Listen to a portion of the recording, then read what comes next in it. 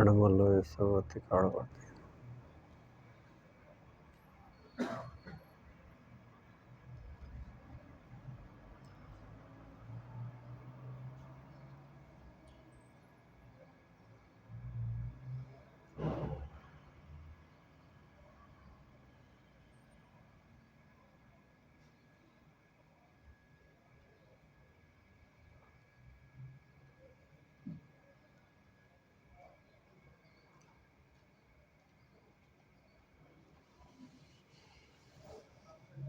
श्री कुंद कुंद आचार्य देव विरचित नियमसारजी परमागम एमां आपणे जीव अधिकार में 8મી गाथा में आपणे वाणीनी वात आवी थी अने हवे आचार्य देव कहे छे कि हवे अमे कोनी वात करशुं? तत्वनी वात करशुं। अने तत्व में कोण लेशे? द्रव्य लेशे। एक बात गुरुदेवश्री हमणां प्रवचन सार में कीधुं, अहींया प्रवचन में कीधुं कि कोई आ मार्गनी शुं करे? भक्ति करे तो करे, निंदा कोई करे तो करे। शेमां आवे छे? नियम सार में ज आवे छे। कई गाथा छे? 186 गाथा में, जेमां थोड़ा सरस शब्दों छे, आपणे वांचीए एमां 186 गाथा। एमां 362 पानो छे।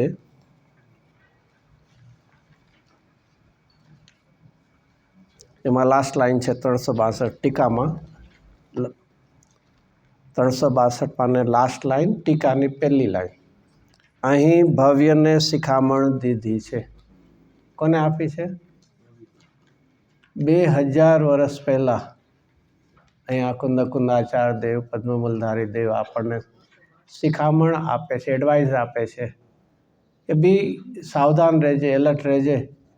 जेम जेम काळ जशे एम जीवो केवा आववाना छे एना ज्ञानमां आवी गयुं छे, पण तू एनाथी क्यारेय चलित नहीं थतो। तो शुं शिखामण आपी छे तेनी सामे लखीए, सामेना पाने, कोई मंद बुद्धिओ त्रिकाळ निरावरण नित्य आनंद जेनु एक लक्षण छे एवा निर्विकल्प निज कारण परमात्मा तत्वना।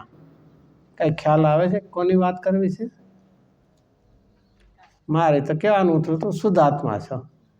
एक पोतानो कारण परमात्मा केवो छे एना माटे केटला शब्दो वापर्या। आ मुनिराजने एमने विशेषण आप्या ज करे, एमां केवो छे, केवो छे, तो पहलो शब्द केवो आप्यो? त्रिकाळ निरावरण। आ परमात्मा तत्व छे, कारण परमात्मा, कार्य नहीं पण कारण परमात्मा तत्व ए केवुं छे? जो कारण परमात्मा तत्व, परमात्मा पर्याय नहीं, शुं फरक छे? अने ए तो गुरुदेवश्रीने अत्यारना जे गाथा छे एमां शुं फरक आवे छे? हूँ केवळ ज्ञान छूं, केवळ दर्शन छूं, एमां शुं शब्द वापरो तो? शुद्ध सद्भुत व्यवहार वापरो तो। अने सहज हूँ ज्ञान स्वभाव छूं, सहज दर्शन छूं, एमां शुं आव्युं हतुं? निश्चय आव्यो हतो। बे वात जुदी छे। तो अहींया वात करे छे हूँ केवो छूं?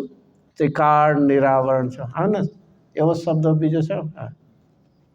सकल निरावरण अखंड एक प्रत्यक्ष प्रतिभासमय अविनश्वर। शेमां आवे छे एवुं कांई? समय सार में आवे छे। 320 गाथा में आवे छे। हजी थोड़ुं उमेरવું। जयसेन आचार्य देवनी टीका में, अने टीका आखी पूरी करीने एना सार रूपे कीधी छे। अने गुरुदेवश्री दररोज आ वाक्य पोते पोते वाँचता એટલે बोलता। सवाરના જ્યારે પોતે પ્રવચન આપવા પહેલાં સ્વાધ્યાય કરતા, જ્ઞાની એવી બુક હતી પ્રણવ મહાત્મા કરીને, અને એના પછી આવું યાદ। અને એમાં લખ્યું છે નિરંતર આવી ભાવના કરવા યોગ્ય છે કે सकल निरावरण अखंड एक प्रत्यक्ष प्रतिभासमय अविनश्वर शुद्ध पारणामी परम भाव लक्षण। हवे कोण छे आवुं? कोण? निज परमात्मा द्रव्य। आटला शब्दों आपने याद नहीं आवता। अने मुनिराज केवा करे छे? आचार्य देव एने घूटावे छे। एमां अहींया मुनिराज घूटावे त्रिकाळ निरावरण एटले शुं? आपणने केटला आवरण छे अत्यारना? बोलीए छे ने ज्ञानावरणी, दर्शनावरणी, केटला आवरण छे आपणी पासे? अंतराय छे, केटला छे? मनने आवरण नथी, अने जेने आवरण छे ए हूँ नथी। શું છે? જેની સાથે એ સંબંધ છે નિમિત્ત નૈમિત્તિક સંબંધ છે, હું એનો નકાર નથી કરતો. જગતમાં એ છે, નિમિત્ત નૈમિત્તિક સંબંધ બને તો નિમિત્ત એવું દ્રવ્ય કર્મ છે અને નૈમિત્ત એક એવી અવસ્થા પણ છે, પણ હું બેયથી રહિત છું.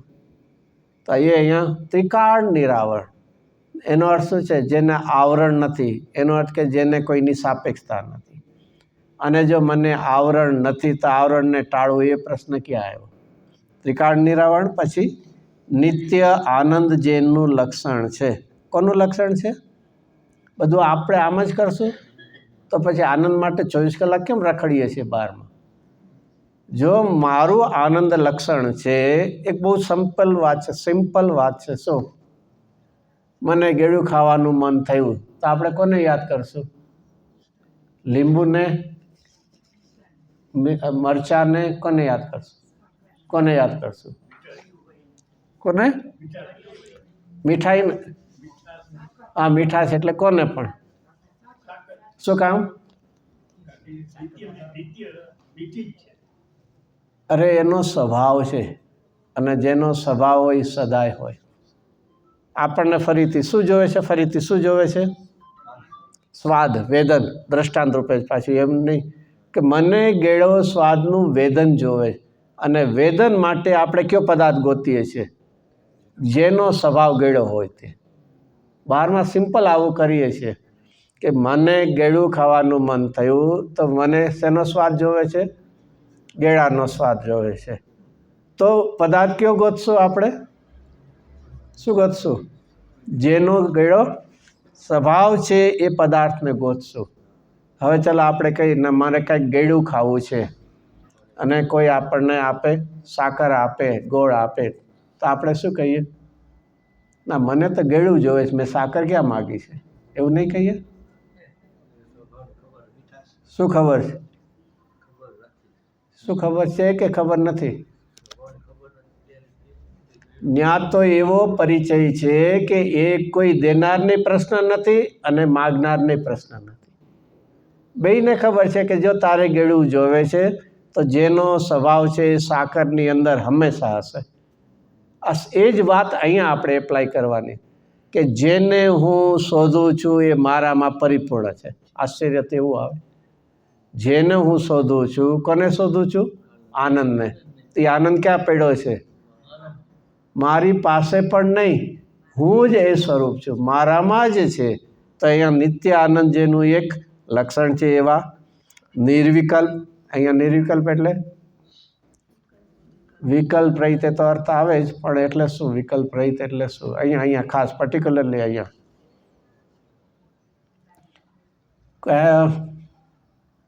વિકલ્પનો અર્થ એકવાર ભેદ પણ થાય છે, અને એના માટે નહીં જોવી હોય તો કોઈને 10મી અને 11મી છે, એમાં વિકલ્પ નહીં અને અવિકલ્પ નહીં, અને એની સાથે ભેદ નહીં અને અભેદ, એવો અર્થ. આપણે વિકલ્પ એટલે રાગ લેતા હોય છે, એ વાત બરાબર છે, પણ બે અર્થ થાય છે. કારણ કે વિકલ્પ એટલે રાગ લઈએ ને આપણે, એ રાગ ક્યારે ઊભો થશે? વિકલ્પ ભેદના લક્ષ્ય થાય માટે વિકલ્પનો અર્થ. અને આપણને આવું બધું બોલતા નથી, બાકી જે હિન્દી ભાષી હોય ને એમાં આપકે લીએ ઓર વિકલ્પ નહીં હે, એટલે you don't have any other option, એટલે એનો તમારી પાસે બીજો કોઈ ઉપાય નથી. તો અહીંયા નિર્વિકલ્પ એટલે અભેદ, અને જે વસ્તુ પરિપૂર્ણ હોય કેવું હોય? અભેદ જ હોય, અખંડ જ હોય, પૂર્ણ જ હોય. તો અહીંયા નિર્વિકલ્પ, નિજ કારણ પરમાત્મ તત્વના.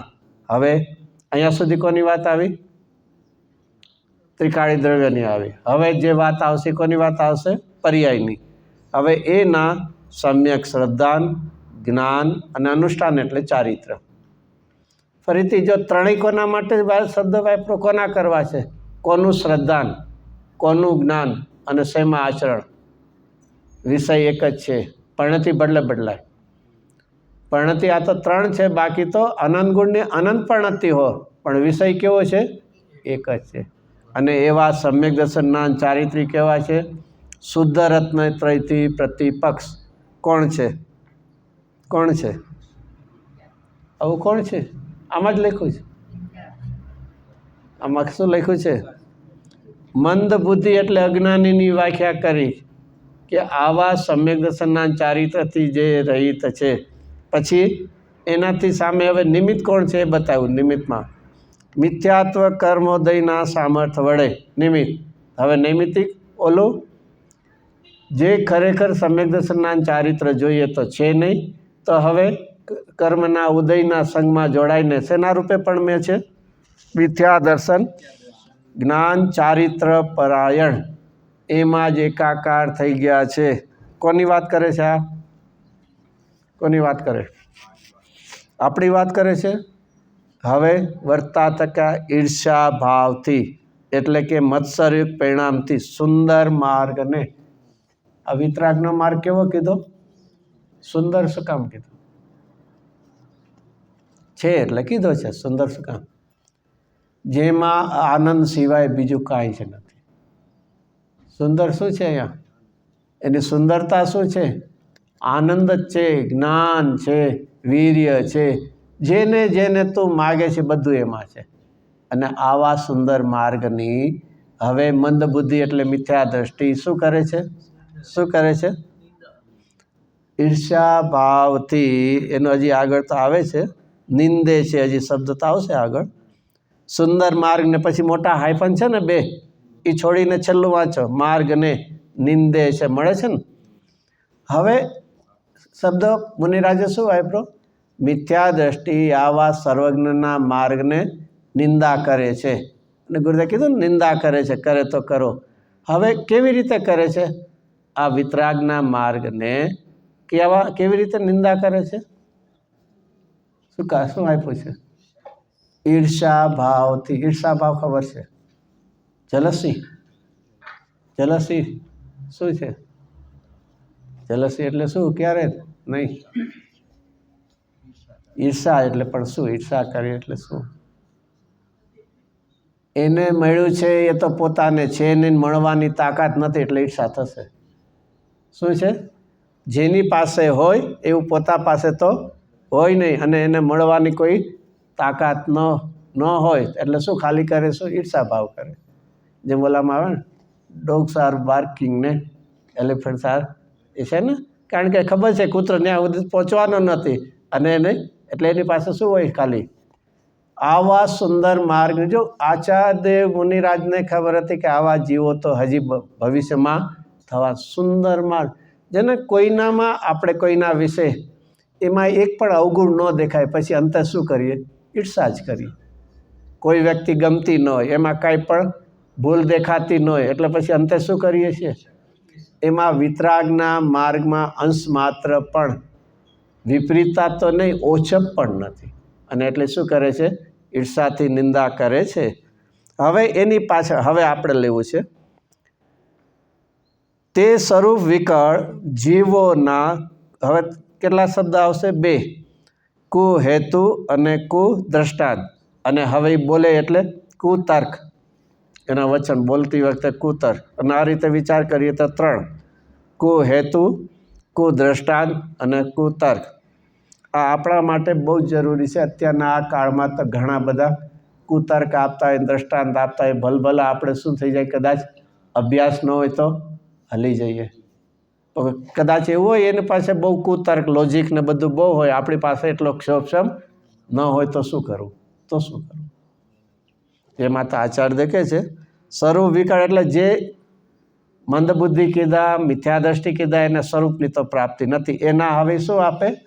કુદ્રષ્ટાંત આપે. કુદ્રષ્ટાંત શું આપે? તમે કંઈ એક દ્રવ્ય બીજા દ્રવ્ય ન કરે, આ તો મેં પકડ્યું, જો દેખાય છે કે નહીં, પકડ્યું કે નહીં, કરીને બતાવ્યું કે નહીં. પછી કુ હેતુ આપે કે કારણ આપે કે જો પહેલાં તમે મુનિદશા હોય છે તો એમાં 28 ગુણ પાડે છે કે નહીં, તો એ જે મોક્ષ માર્ગ છે કે નહીં.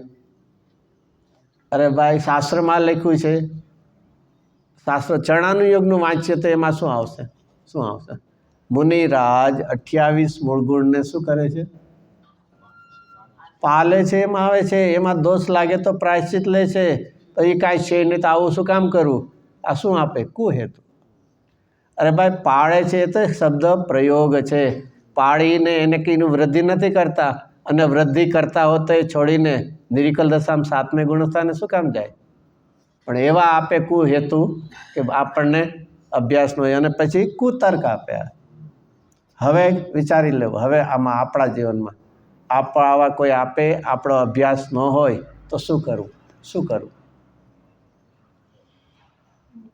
આવી ક્યાંક ચર્ચા થાય તો મૌન થઈ જવું.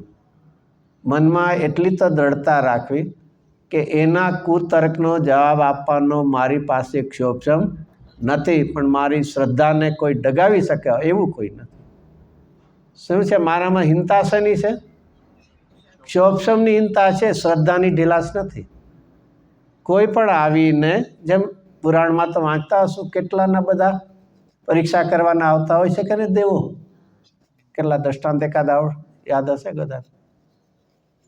નહીં? દેવ પર્યાયમાં ચર્ચાઓ થતી, એમાં બધા કોઈને એમ થાય ના ના એવું થોડી હોય. દેવ પર્યાયમાં કે એક વર્ધમાન કુંવર છે, બહુ એટલે વીર છે, બળવાન છે, કોઈને ડરતા નથી, તો કે કાંઈ ના ના એવું હોય, હજી નાનું બાળક છે, હમણાં એને ડરાવી દઈશું, કારણ કે તો દેવ છે, એને તો વિક્રિયા શરીર છે, તો શું લઈને આવે છે? છે ને બધું જોયું છે કે અહીંયા છે ને એ આવે છે. તો બીજા બધા તો રાજકુમારો કેવા છે? ભાગી જાય. તો આપ શું છે?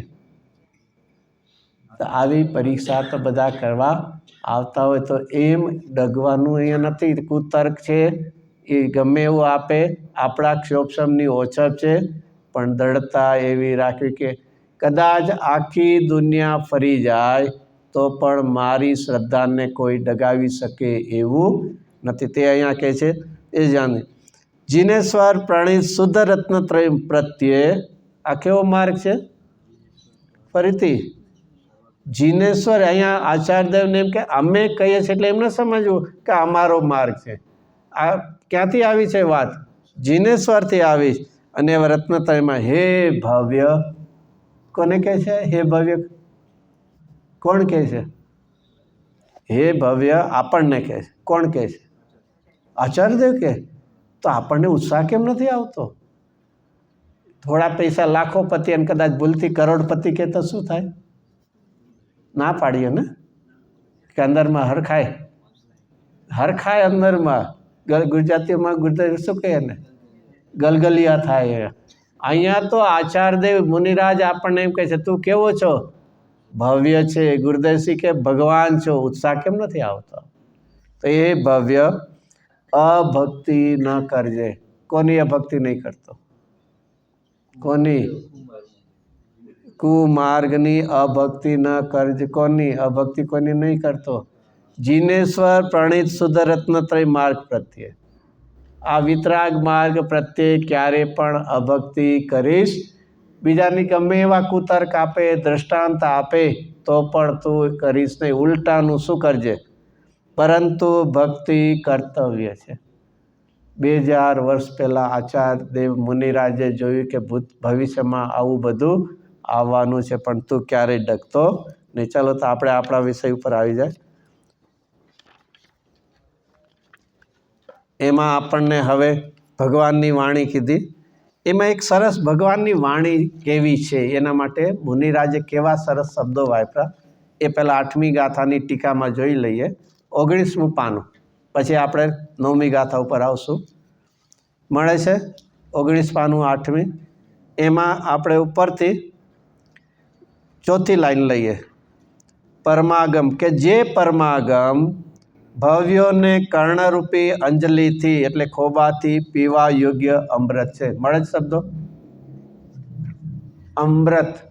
આવું તો આપણે અમૃત કોઈ દી પીવાની વાત તો દૂર, જોયું પણ નહીં હોય ને? જોયું છે? નહીં ને? તો અહીંયા પીવાની વાત તો છે જ નહીં. ભૂતકાળમાં પીધું હશે ક્યારે? ભૂતકાળમાં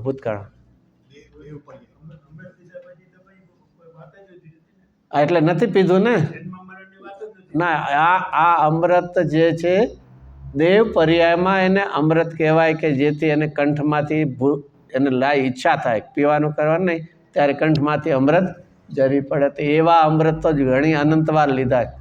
અહીંયા એનાથી અમૃત ખરેખર કીધું કે એક વાર તું જીનવાણીનું પાન કરીશ ને જન્મ મરણ જ નહીં થાય. ઓલા તો દેવ પર્યાયના હતા, એનાથી કાંઈ મરણ મટવાનું નથી. એ તો સાતાના ઉદયને કારણે. અહીંયા તો કેવું છે, જો મુનિરાજ કહે છે જીનવાણી કેવી છે, ફરીથી તરસ લાગે. હવે તો નહીં, પણ પહેલાંના જમાનામાં તરસ લાગે તો શું બધું હતું ને, શું હતું? ખોબાથી પાણી પીતા ને બધે ત્યાંથી. હવે એવું જ કોઈ દી જોયું પણ નહીં હોય. અહીંયા કહે છે કે આ ભગવાનની વાણી કેવી છે, ખોબા અમૃતમય છે, ખોબાથી પીવા જેવી છે. છે શબ્દ કર્ણરૂપી અંજલિથી. અહીંયા ઓલા હાથથી, અહીંયા કાનથી. એ કર્ણરૂપી અંજલિથી ખોબાથી પીવા યોગ્ય અમૃત છે. આવું અમૃત અહીંયા મળે? અહીંયા તો નથી મળતું ને. ક્યાં ક્યાં મળે છે? એ તો આમ મોડું કેમ થઈ જાય? તો આવતા આવતા મોડું થઈ જાય, ક્યારેક ટાઈમ ન મળે તો આવતા નથી. આવી એક તો શું થવી જોઈએ?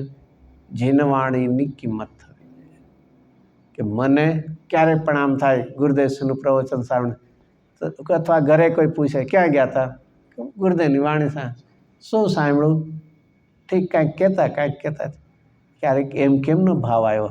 હું આજે અમૃતનું પાન કરીને આવ્યો. આજે મને શું મળ્યું છે? એમાંથી ચૈતન્ય સ્વરૂપ આત્મા, એ અમૃત સ્વરૂપ છે, જે કોઈ દી અભાવરૂપ ન થાય, મરે નહીં. આ એવો અમૃત સ્વરૂપ ભગવાન આત્માની મેં વાણી સાંભળી, જાણે મને શું મળ્યું છે? અમૃત મળ્યું. આવી તો પહેલી આત્માની મહિમા આવતા પહેલાં આત્માની મહિમા કહેનાર વાણીની મહિમા આવી. તો એક વાત એ છે, પીવાનું અમૃત છે.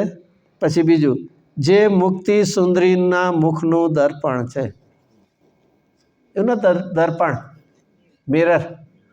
મિરરની સામે આપણે ઊભા હોય તો શું થાય? બીજાનું મોઢું દેખાય ને. જોરથી બોલવાનું. કોનું? આપણું જ દેખાય. અહીંયા કહે છે કે જીનવાણીમાં જોઈશ ને તને મુક્તિરૂપી રમણી દેખાશે, તને તારું સ્વરૂપ દેખાશે. જીનવાણીનો જો અભ્યાસ કર્યો તો તને કોણ દેખાશે? તને મોક્ષ નજીક દેખાશે, સામે દેખાશે, તને તારું સ્વરૂપ દેખાશે. પરમાગમ મુક્તિનું સ્વરૂપ દર્શાવે છે. મુક્તિ જાણે સામે હાથમાં આવી. અરે મારું સ્વરૂપ શું છે એ જીનવાણી મને બતાવે છે. આવું કાંઈક પોતાનું સુંદર રૂપ જોવા માટે કેટલી મહેનત કરતા હોય. અહીંયા કહે છે તારે તારું સ્વરૂપ જોવું છે, તું મુક્ત સ્વરૂપ આત્મા છે એવું જોવું છે, આ જીનવાણીનો અભ્યાસ કરજે. તને શું દેખાશે? તારું સ્વરૂપ દેખાશે. મોક્ષ જાણે હાથમાં આવ્યો એવું તને દેખાશે.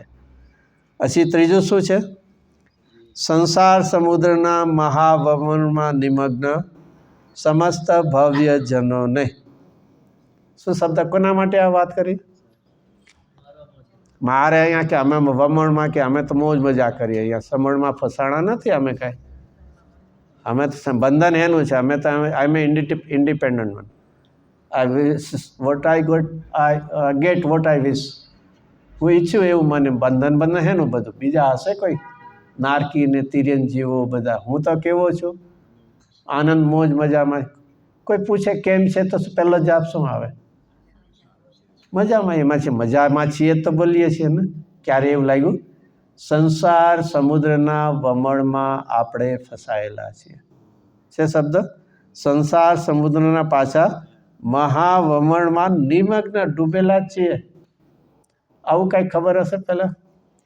પહેલાંની નદીઓ ને એમ હોય ને, એમાં એવું વમળ આવતું. એમાં જો ફસાણા નથી માણસ ડૂબી જ જાય, એને કોઈ બચાવી ન શકે. એવું પહેલાં આવતું. અને અહીંયા સમુદ્રમાં પણ એ વમળ, અને સમુદ્રમાં પણ શીપ જો આવી ગઈ, ફસાઈ ગઈ તો બહુ જ એ નીકળવું બહુ. એમાં આપણે શેમાં ફસાણા છીએ? અમે ફસાણા, તમે ફસાણા હશો તો હશો.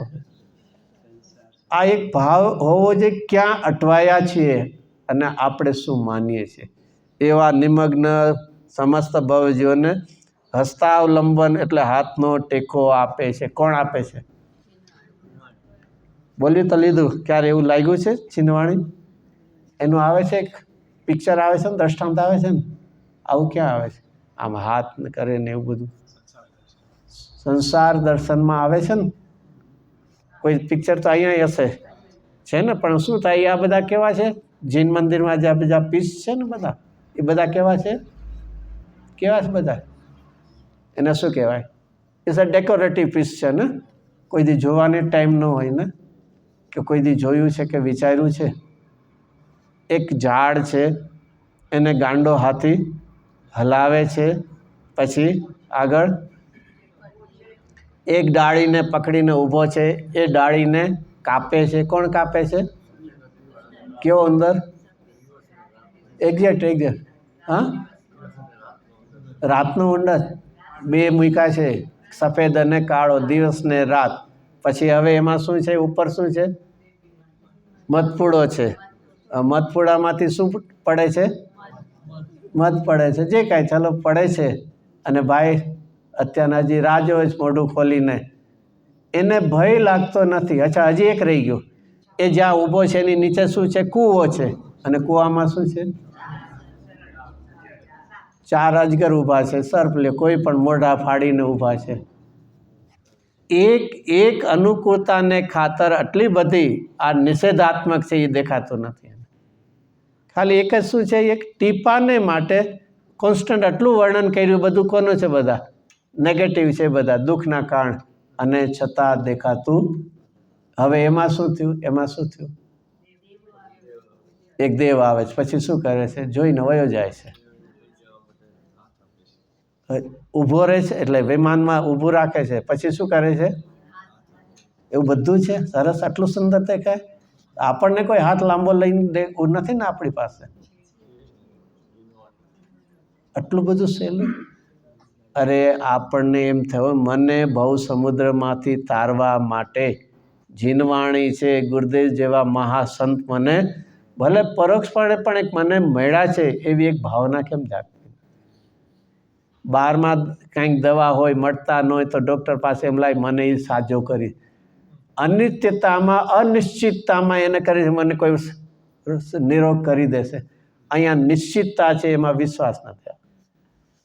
કોઈ કહે ને આ ડૉક્ટર પાસે જ આવી બધાને સારું કહે તો ત્યાં કેવા દોડીએ છીએ. અહીંયા કહે છે કે એ આપણને ભવ્યજોને હસ્તાલમ એટલે ટેકો આપે છે. પછી જે સહજ વૈરાગરૂપી મહેલના શિખરનો શિખામણી છે. કોણ અહીંયા કોની વાત લીધી? જે સહજ વૈરાગરૂપી મહેલના શિખરનો શિખામણી છે. જીનવાણી કે મુનિરાજ? મુનિરાજ ને. અહીંયા મુનિરાજ ને.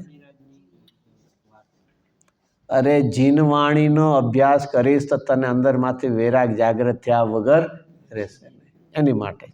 બાકી સામાન્યપણે કોના માટે વપરાતા હોય છે? મુનિરાજ માટે. પણ આ જીનવાણી પણ એવી છે કે તને પાછા કેવા શબ્દો વાપર્યા છે? વૈરાગ્ય. વૈરાગ્ય કેટલો? મહેલ જેવો. જેમ કહી ને આનું ઘર કેવું છે? મહેલ જેવું છે. તો એ શું દેખાડે? એની વિશાળતા દેખાડે. એમાં અહીંયા કેવો છે? મહેલ. વૈરાગ્ય. મુનિરાજનો વૈરાગ કેવો જેવો? મહેલ. અને એ પણ વૈરાગ્ય કેવો છે? આપણને ક્યારેક ક્યારેક તો વૈરાગ થતો હશે ને. શરીરમાં રોગ આવે, ઘરમાં કોઈક બહુ જ આપણા વડીલાદી પ્રિય હોય એનું કંઈક અવસાન થાય તો વૈરાગ તો થાય છે ને. ક્યારેક ક્યારેક થાય છે ને. વૈરાગ્ય થાય છે કે આર્ત ધ્યાન થાય છે? ક્યારે પણ મિથ્યા દ્રષ્ટિને આર્ત ધ્યાન હોય. જ્ઞાની પાસે સમાધાન છે માટે વૈરાગ્ય છે. શું છે? બોલી લે, બોલવામાં સુરા છે. અજ્ઞાની પાસે જ્ઞાન નથી તો વૈરાગ પણ નથી. કારણ કે જ્ઞાનમાં સમાધાન છે તો વૈરાગની ભાવના. અને જ્યાં સુધી અજ્ઞાન છે તો જ્ઞાનમાં સમાધાન નથી તો આકુરતા જ થવાનું છે. અહીંયા કેવા છે? સહજ. સહજ કહીને શું છે? સ્વભાવથી આવેલો વૈરાગ્ય છે, સંયોગથી નહીં. આપણે સંયોગથી કરીએ છીએ તો સંયોગ તો કેવો છે? ક્ષણભર છે. બીજો આપણે કેવો કે ભાઈ ચાલો વૈરાગ્ય કેવો છે આપણી પાસે? સાચો નહીં પણ કેવો છે? સ્મશાન વૈરાગ્ય. બરાબર, એ તો છે કે નહીં? એ રહી ગયો નથી. સ્મશાનમાં જઈને પણ બીજી વાતો ચાલતી હોય. આ મોહ ભાવ એવો છે કે એ બીજો કોઈ વ્યક્તિના સૂતો છે. હું એકવાર ન્યા સૂઈશ એવું કોઈ દે એને. ત્યાં પણ અલગ મલક ગુજરાતી ન કે અલગ મલકની વાતો ચાલતી. પણ એક રીતે વિચાર, એટલી મોહની દ્રઢતા થઈ કે વૈરાગ્ય તો ગમતો નથી, વૈરાગ્યના નિમિત્તોય ગમતા નથી. અંદરમાં પોતાને તો નથી જ્ઞાનપૂર્વકનો વૈરાગ, આવા વૈરાગ્યના નિમિત્તો પણ ક્યારે પણ એને ગમતા નથી.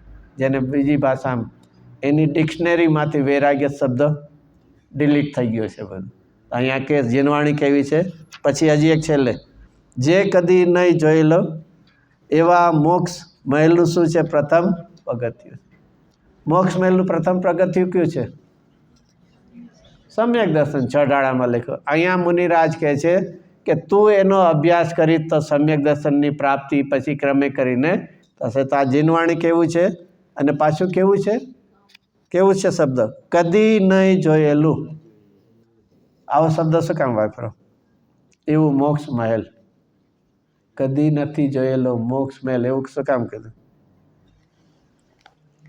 એનો અર્થ કે મોક્ષમાં તો કોઈ દી પહોંચ્યા જ નથી એટલા માટે. એક પછી બીજું એના માટે શું? કોઈ આપણને એમ કે હું એક એવા પેલેસ પાસે લઈ જાઉં તો જેને તમે કોઈ દી જોયો નથી, તો શું થાય? શું થાય? ઝંખના એટલે દોડીને પહોંચે. હે કેવો છે, ચાલો જઈએ આપણે.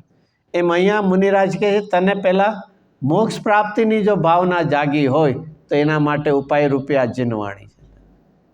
બહારમાં એક નહીં કોઈ હોલિડેમાં જઈએ તો કેવા ક્યાં જઈએ? આમ નોન ડેસ્ટિનેશન કે અનનોન ડેસ્ટિનેશનમાં? હવે આ તો બધા જોઈ લીધા, એમાં શું કેમ આપણે ક્યાં જવું છે? પછી અંતે ભલે ત્યાં પથરા સિવાય બીજું કાંઈ હોય નહીં, પણ છતાંય જોવા જવું હોય. ચાલો એક એક્ઝામ્પલ, આપણે ક્યાં બધા જ જોવા જઈએ? કોઈ કે આ 5000 જૂનું અહીંયા રૂઇન્સ છે, રૂઇન્સ બરાબર શબ્દ ને, અને કોઈ કે અહીંયા 6000નું, તો આપણે ક્યાં જઈશું? તો મોર લેટર જે હોય ને એ તો આત્મા કેટલા કલાક વર્ષો પહેલાંનો છે? 10,000 or 15,000? તો પછી એને જોવાનું કેમ મન નથી થતું? ઓલું 5000 6000 વર્ષ જૂનું જોવાનું તને મન થાય છે, દોડીને જાશો અને પથરા સિવાય મળે ને. આ તો અનાદિનું તત્વ છે, એ જોવાની તો ઝંખના કેમ નથી થતી? આ એના માટે કે આવો મોક્ષરૂપી મહેલનું શું છે? એ પ્રથમ પગથિયું. અને હવે જો બહુ વિચારવા જેવું છેલ્લું, જે કામ ભોગથી ઉત્પન્ન થતા પ્રશસ્ત રાગરૂપ અંગારાઓ વડે શેકાતા. હવે કોણ શેકાતા? કોણ શેકાતા? કોણ? આપણા ઉપર નહીં કહેવું, આપણે તો ભગવાન આત્મા છીએ. કોની વાત કરી? આપણી કરી. આવું લાગ્યું છે ક્યારે? અંગારો તો ખબર છે, અંગારો તો ખબર છે. શું કહે અંગારાને? શું કહે?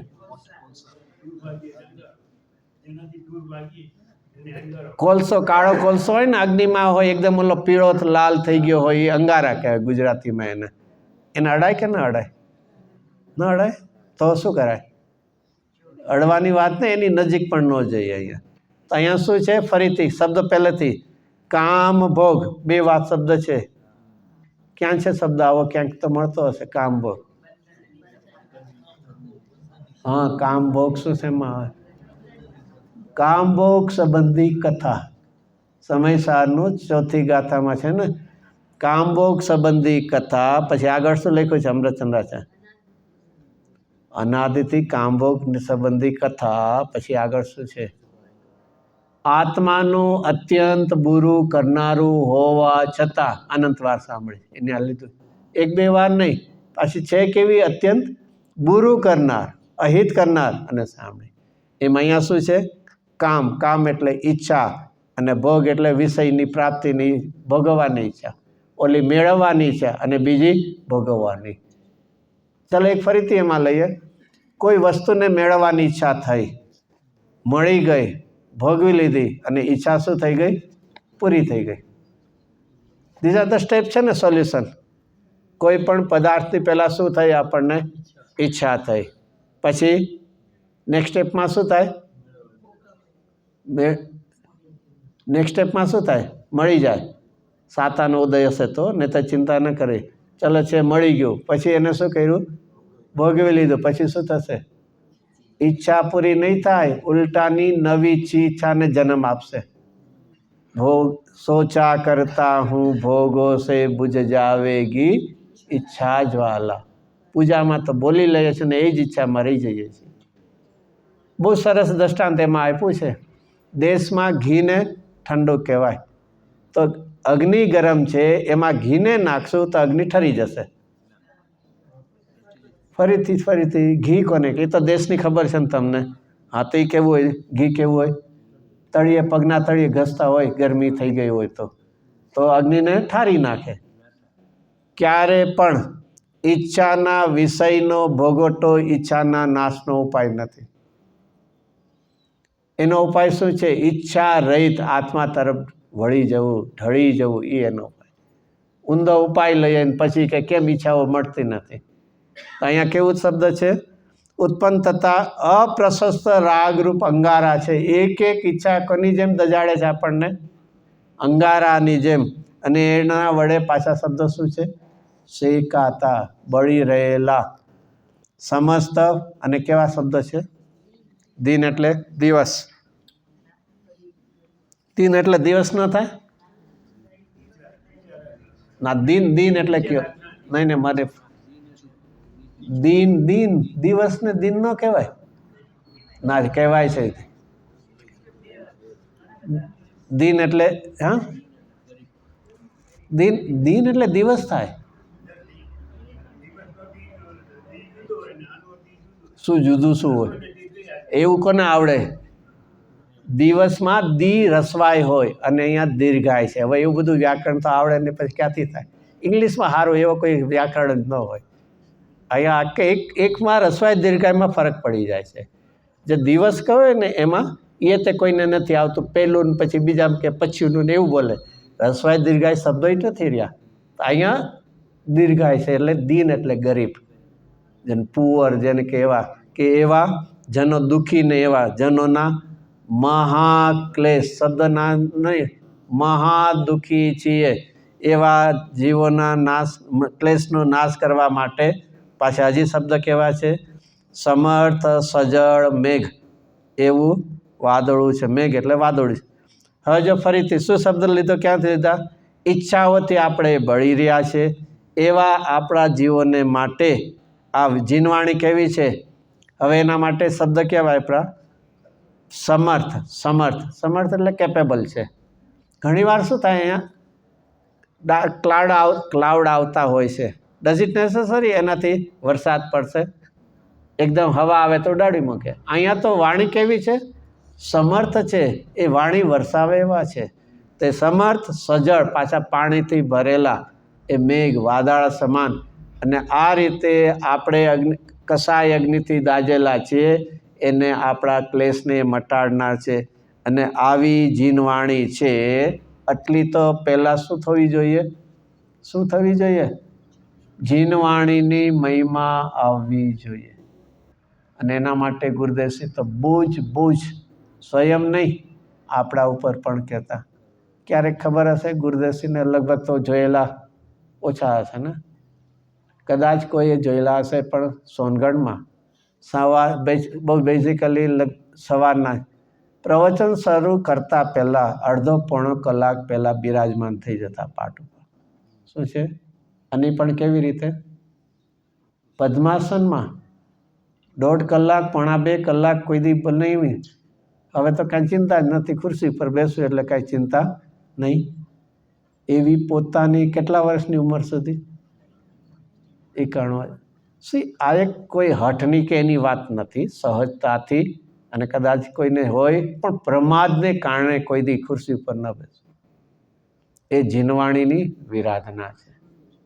અને ગુરુદેવશ્રી પણ સામે કોઈ હોય, શાસ્ત્રનું નામ કોઈ ટેકો આપે કે ઓલી હવા ખાય અથવા પગ ઉપર પગ ચડાવીને બેસે તો પણ એ જીનવાણીની શું છે? ગુરુદેવશ્રી તો પોતે કહેતા, શું કહેતા? એક કે આ એવું છે કે વક્તાએ થોડા ઊંચા બેસવું પડે છે. જનરલી હોય ને સેમ લેવલ, થોડા ઘણા હોય તો જુદા હોય છે, પણ હજારો હોય તો કે ગુરુદેવને ખેદ થાય કે અમારે શ્રોતા પાસે જીનવાણી વિના અમારે કેવું પડે છે? શેમાં?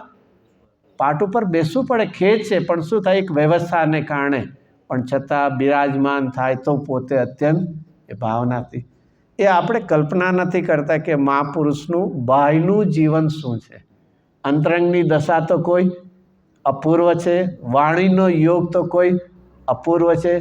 ક્યારે પણ લાગે છે હજી એ જ આખી ગાથા ચાલી કે ન ચાલી? 98 નંબર, 98 હતી ને, 96. એમાં પહેલાં વ્યવહારની વાત કરી, આજે એટલે નિશ્ચયની વાતમાં પણ એ જ કરી રહ્યા. કેટલું તત્વ ઘૂંટાવે છે આપણને. તો એ અહીંયા જીનવાણીની પણ એટલી એમને એ મહિમા હતી. તો આ રીતે એ 7 તત્વો કીધા છે. ચાલો આપણે 9મી ગાથા પર થોડુંક આવી જઈએ. હવે કોઈને પ્રશ્ન થાય, આપણને કોણ બતાવે છે અહીંયા 9 તત્વો અથવા 7 તત્વો? લ્યો, જીનવાણી છે ને, એમાં તત્વો કયા છે એમ આગળ આવ્યું કે નહીં? જીનવાણીએ કયા તત્વાર્થ છે ને, અને મુનિરાજે પણ લખ્યું છે ને સામે 20મા પાને 8મી ગાથાની ટીકામાં. ચાલુ, ખરેખર 7 તત્વો તથા 9 પદાર્થો કયા છે? મળ્યું ને સામે. હવે ગાથામાં કોણ આવ્યા? 7 તત્વ આવ્યા કે 9 પદાર્થ આવ્યા? આ તો કંઈક જુદું આવ્યું. ફરક પડ્યો કે નહીં? અહીંયા શું લખ્યું મુનિરાજે? હજી શું લખ્યું?